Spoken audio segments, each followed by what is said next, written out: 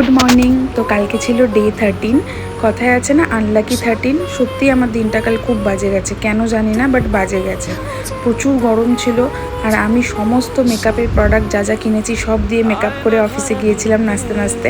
কিন্তু যেহেতু আমি স্কুটি রেখে কালকে ট্রেনে করে ফিরেছি, আমার অবস্থাটা দেখো, সব মেকআপ উঠে বিচ্ছিরি ব্যাপার হয়ে গেছিলো। আর এই হচ্ছে ফিল্টার।